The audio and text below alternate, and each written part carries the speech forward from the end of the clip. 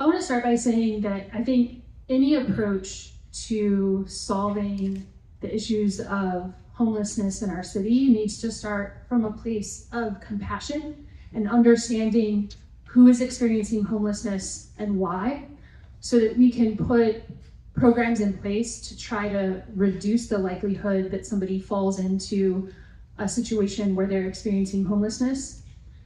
I also think that the city should continue to invest in programs that we know work. I'm fortunate to live about a quarter of a mile away from the Good Shepherd Center, an emergency shelter in our area. My daughter and I do dinner service there every few months. These are our neighbors that we make and serve dinner to. And I will tell you, when my daughter and I interact with our neighbors and we look them in the eye, I see people that are working really hard to get back on their feet. And I'm really proud to be their neighbor. On the other end of us, where we live, Good Shepherd has the Lakeside Reserve, which is a permanent supportive housing community. I think that we need to continue to support these communities that they're building out around town to get people out of that emergency situation and back into stable, permanent housing, to get them back on the road to, again, a very stable, safe situation where they can start to live more independently. I've got the light, so I will pass it off. I can talk about this much. No, you more. don't. You have 30 more seconds. I have 30 more Yeah, seconds. you do. Now 18. You better move quick.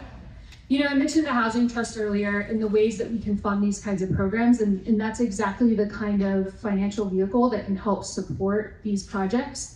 And if we do this in the right way, we can do it without raising our taxes. And I think it's important to understand that we can support all of our neighbors, and we all win when we do that. So thank you.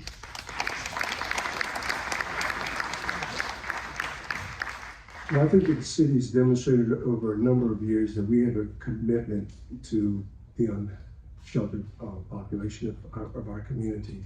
Through Lakeside Reserve, which was a collaborative effort between the city and Good Shepherd Ministry, and I've learned a lot from Katrina Knight there, that without the supportive services, the wraparound services, it is difficult to help a lot of these folks that may be dealing with substance abuse issues or mental health issues, more importantly, and how those social workers, nurses, and people within that supportive service group work to really make that place a great place.